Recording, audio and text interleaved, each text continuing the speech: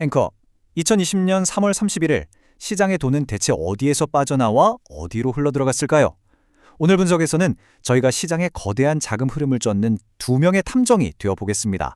꼰트님, 오늘 시장 전반적인 상황부터 좀 짚어주시죠. 네, 오늘 양대 지수 흐름이 좀 엇갈렸죠. 코스피는 외국인과 기관이 같이 팔면서 0.8% 하락했는데요.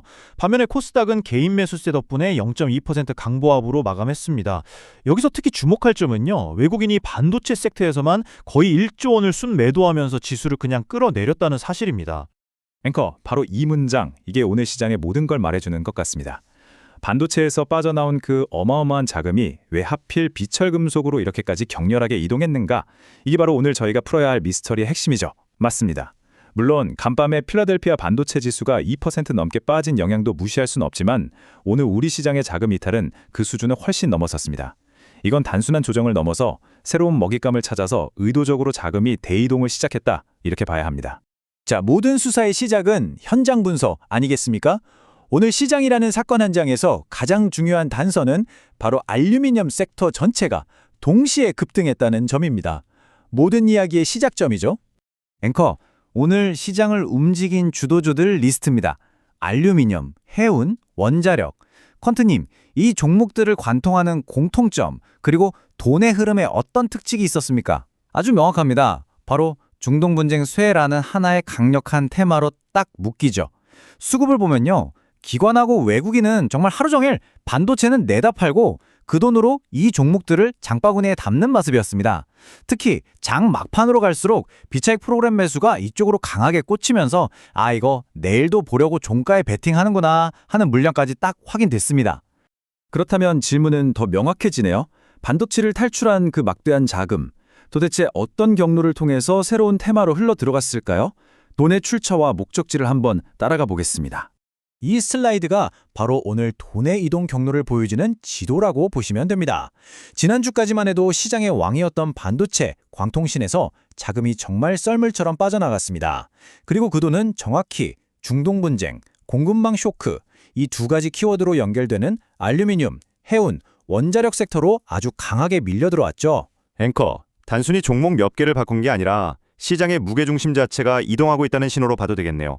네, 이런 현상을 저희가 전문 용어로 섹터 로테이션, 그러니까 자금의 순환매라고 부르죠. 네, 그런데 여기서 중요한 포인트가 있습니다. 오늘의 순환매는 경제 지표가 좋고 나빠서 생긴 완만한 움직임이 아니라는 겁니다. 지정학적 리스크라는 돌발 변수 하나 때문에 촉발된 아주 빠르고 어떻게 보면 폭력적이기까지 한 고속 로테이션이었어요. 이런 장에서는 어설프게 따라붙기보다 돈의 흐름을 먼저 잇는 게 훨씬 중요합니다. 자, 그럼 이제 수사의 초점을 좀 더 좁혀보죠. 돈이 가장 세게 들어간 곳, 그러니까 오늘의 주범이라고 할 수 있는 곳은 바로 알루미늄 섹터입니다. 과연 여기서 새로운 시장 주도주가 탄생한 걸까요? 와, 이건 한두 종목이 아니라 섹터 전체가 마치 약속이라도 한 것처럼 일제히 상한가로 직행했습니다. 퀀테님, 기술적으로 볼 때 이 현상 뭘 의미하는 겁니까? 이건 개인 투자자들이 절대 만들어낼 수 없는 그림이죠. 보세요. 남선알미늄, 삼화알미늄, 조일알미늄 전부 다 52주 신고가를 갈아치웠습니다. 특히 대장주인 삼화알미늄은 평소 거래량의 20배가 넘는 돈이 몰렸어요. 이 정도면 스마트머니가 섹터 전체를 타겟으로 잡고 포트폴리오를 아예 갈아엎었다는 가장 확실한 증거라고 볼 수 있습니다. 그렇다면 이 똑똑한 돈, 스마트머니가 움직인 동기는 과연 무엇이었을까요? 바로 이 뉴스였습니다.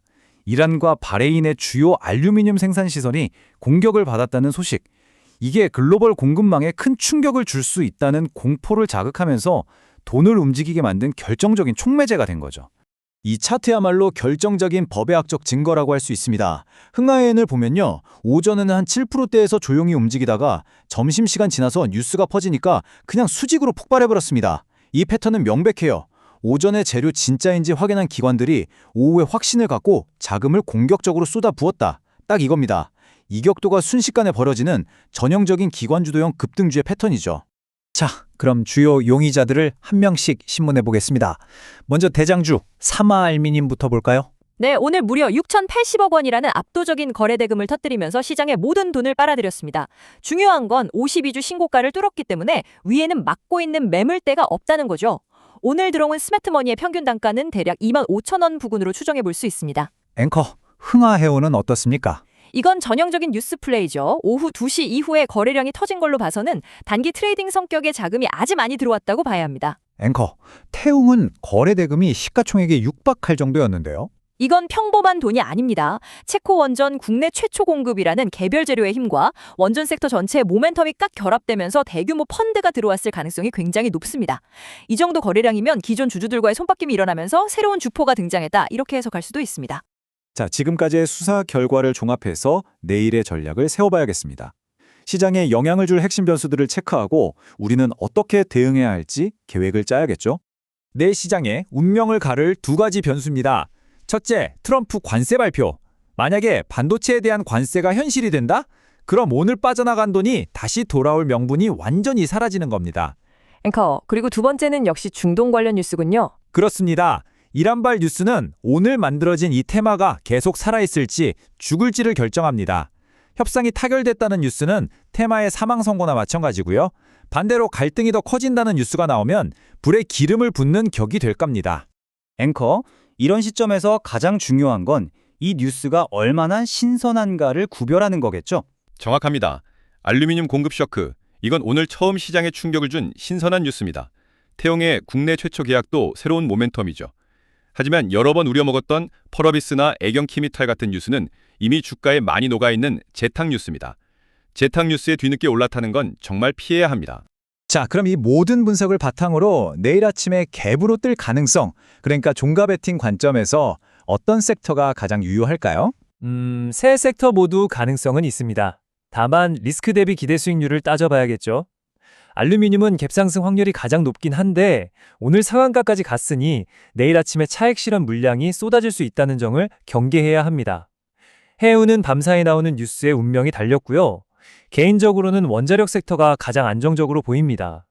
왜냐하면 에너지 안보라는 큰 그림의 테마에다가 태움 같은 신선한 개별 모멘텀까지 더해져서 수급이 계속 이어질 가능성이 높기 때문입니다. 네, 오늘 돈의 흐름을 추적해본 결과 우리는 지금 거대한 기회와 리스크가 공존하는 변곡점 바로 앞에 서 있습니다.